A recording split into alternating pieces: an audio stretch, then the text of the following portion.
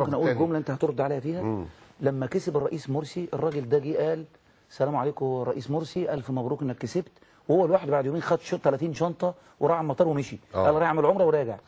وخرج، يعني ما حدش قال له اصلا انت في ايه، انت حد عمل لك حاجه؟ لا انت كنت مرشح رئاسي، كان في حاجات 12 مليون. بص هم قبل البتاع مباشره كان في هناك من بيوضب للباشمهندس خيرت والدكتور مرسي ولجماعه الاخوان ملفات اول ما يمسك هيفتحها ويدخلهم، واخد بالك؟ وده كان سبب زيارتي للفريق شفيق.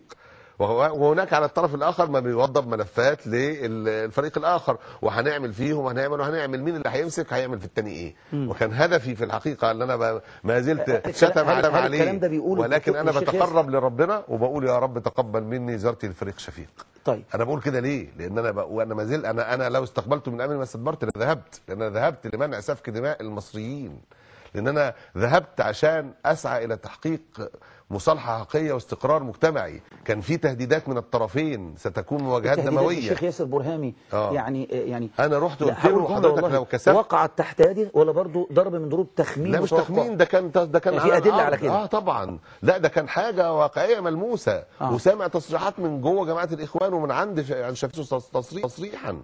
كله هدد بمواجهات دمويه وهيخلص، واخد بالك؟ وان انا رحت للمجلس العسكري ورحت للباشمهندس خيرت ممثلا لمكتب الارشاد وطلب ان هو هيرجع لمكتب الارشاد، ورحت للفريق شفيق قلت له حضرتك لو كسبت لا تبطش بجماعه الاخوان ولا تنتقم منهم، هم اكبر كتله في البرلمان السابق، اختار منهم رئيس الوزراء، لا تجعل تأييد المسيحيين لك ان تعطيهم حقوقا